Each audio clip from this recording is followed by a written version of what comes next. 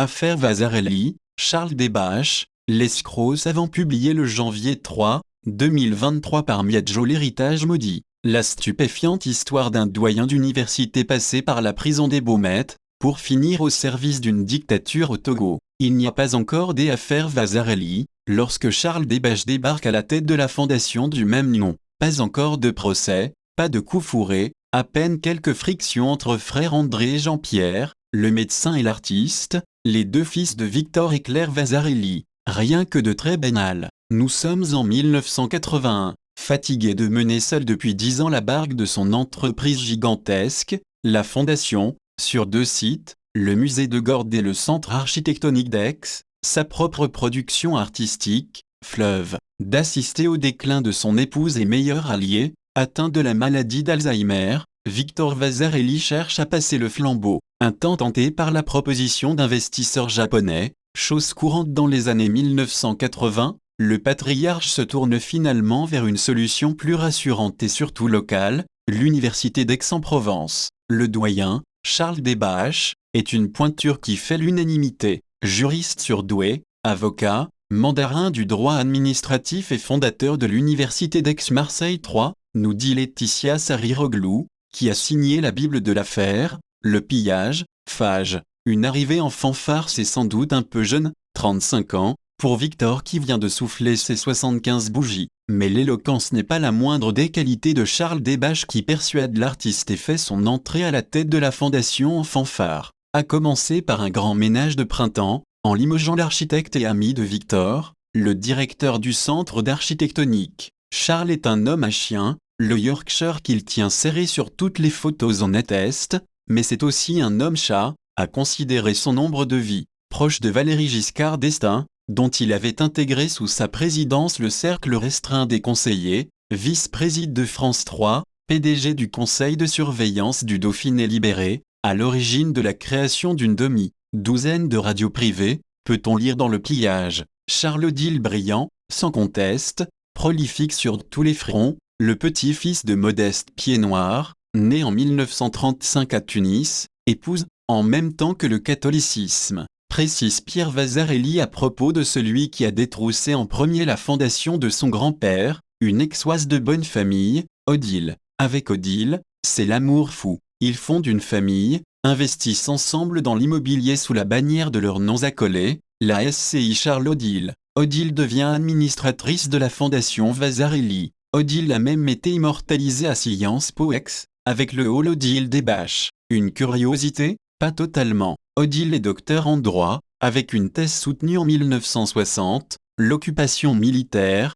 contribution à l'étude des pouvoirs reconnus aux forces armées hors de leur territoire national. Mais elle signe surtout un texte, 6 ans plus tard, dont on ne peut douter, connaissant la suite, de l'influence qu'il a eue sur son époux, la formation des partis uniques africains, dans la Revue des mondes musulmans et de la Méditerranée. Si Odile apparaît sans conteste comme une influenceuse de l'ombre, c'est Charles, auteur ensuite d'une vingtaine d'ouvrages, qui est aux manettes de la fondation entre 1981 et sa spectaculaire chute en 1993. Un respectable escroc, c'est au décès de Claire qu'on va se rendre compte que Desbaches avait multiplié les casquettes. Il aura été à la fois le président de la fondation Vasarely et du Dauphiné libéré, s'occupant de galeries d'art, se faisant marchand de tableaux en Suisse. Des tableaux signés de différents artistes, dont de Vasarely, raconte le petit-fils héritier, un doyen de faculté devenu président, qui aurait été, selon Pierre Vasarely, précepteur du fils de Norodom Sihanouk, qui fut tour à tour roi et chef d'État à vie du Cambodge, entre 1941 et 1993. Desbaches a également été conseiller du roi du Maroc dans les années 1980 et même précepteur de son fils. Le doyen est en effet là, à Nice, en 1993, membre du jury, ainsi que le général-président Yadema du Togo, de la soutenance de thèse de doctorat du fils aîné de Hassan II, appelé à lui succéder, sous le nom de Mohamed VI. Son mémoire, la coopération entre la communauté économique européenne et l'Union du Maghreb arabe, remporte la mention très honorable avec les félicitations du jury, comme le reportait non sans amusement Libération en 2006. Au sein de la famille Vasarely, à cette même période, rien ne va plus. À partir de 1990, La mort de Claire en novembre et l'ouverture de la succession, un conflit ouvert se déclenche entre les fils, André et Jean-Pierre.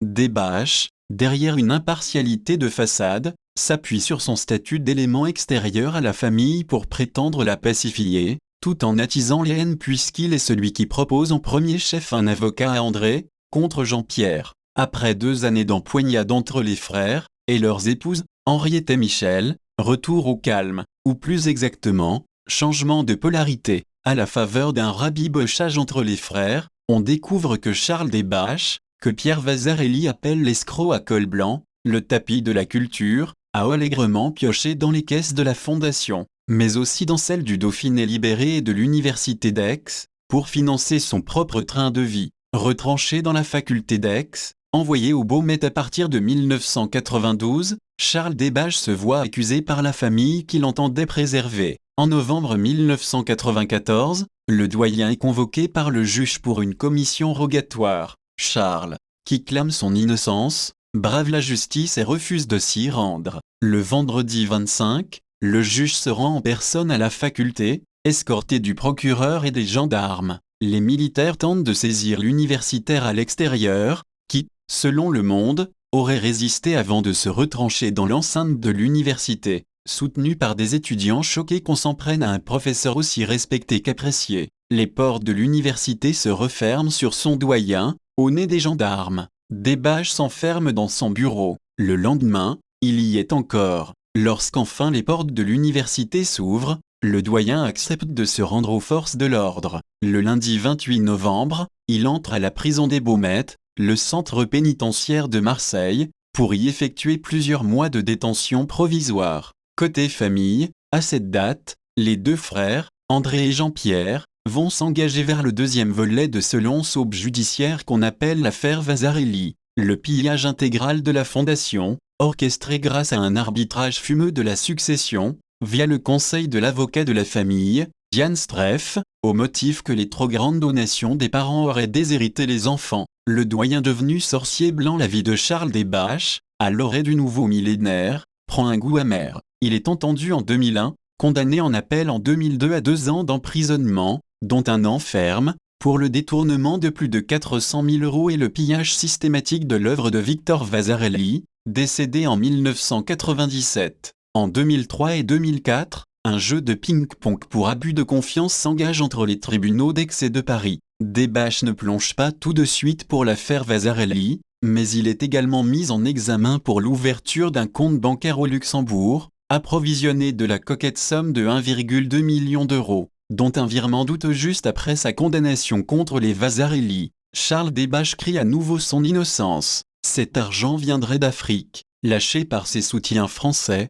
l'universitaire a progressivement quitté la France pour de nouveaux horizons. Il trouve refuge au Togo, ainsi qu'une situation confortable. C'est là qu'il entame sa énième vie. À Lomé, la capitale du Togo, le juriste est invité de plus en plus souvent à accomplir dans la discrétion un nombre croissant de missions, à la demande du chef de l'État, comme il l'écrit dans son autobiographie. Les relations de confiance et d'amitié qu'il a nouées avec le général président Yadema font de lui, plus qu'une éminence grise, un véritable sorcier blanc. Parce que les leaders dictateurs de la nouvelle France-Afrique apprécient particulièrement les juristes qui rendent les lois de la démocratie si malléables. Des-Bâches, une fine lame en la matière, va parvenir à modifier la Constitution pour permettre à Yadema de se maintenir au pouvoir, et de placer son fils Faure Gnassingbé à la présidence. De 2005 à son décès, Des-Bâches aura été le grand artisan de modification des statuts électoraux en Afrique de l'Ouest, poursuit Pierre Vasarely,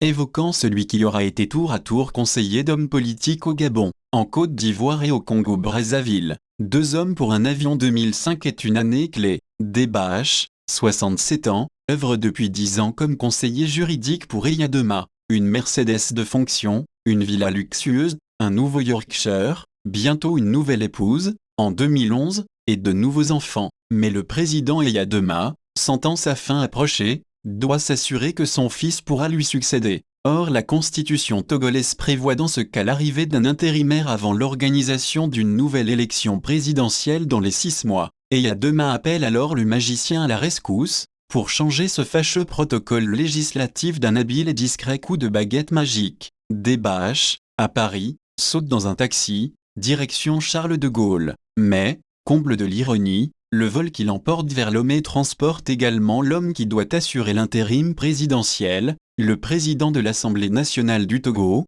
Fambaré Natchaba. Le vol Air France est en approche de l'aéroport de Lomé-Tokoin, qui sera rebaptisé Gnassingbé Yadema en 2016, lorsqu'on annonce la mort du président. L'armée, qui soutient son fils, Faure Gnassingbé, décide de fermer les frontières. Le vol est détourné vers Cotonou, la capitale du Bénin. Le lendemain, au sol, la demande de rapatriement de Charles Desbâches pour la capitale togolaise est validée par les autorités, mais pas celle du supposé président intérimaire Natchaba. Une brève avance qui laisse à Charles le temps de manœuvrer. En un temps record, le voilà qui décoche des modifications de la Constitution et du Code électoral à même d'assurer immédiatement le pouvoir à Gnassingbé. Le tout est présenté et adopté dans la soirée par l'Assemblée nationale, en l'absence de son président, Natchaba, toujours coincé à Cotonou. Mort le 8 janvier 2022, une course contre la montre qui permet à Desbâches de faire une pierre deux coups. Le voilà nouveau conseiller du nouveau président. Nouvelle vie. Ce qui n'impressionnera pas Jacques Chirac, inflexible à la demande de Gnassingbé en 2006 d'amnistier son grand Manitou constitutionnaliste et pilier du régime. Charles Desbâches vécut heureux, conseiller ministre, et eut beaucoup d'enfants, 4 au Togo, 5 en France de 2 unions, mais resta à Lomé. Il fit don de sa bibliothèque personnelle en 2019, avant de s'éteindre, rapatrié en France, à l'âge de 84 ans le 8 janvier 2022. À l'annonce de sa mort, sa maison à Lomé a été immédiatement mise sous scellé et son matériel informatique saisi. Le doyen, comme on l'appelait au Togo, a été inhumé par ceux de sa première vie, à Aix, sans que la faculté qu'il avait créée ne s'en émeuve. Julie Malour. Le Point.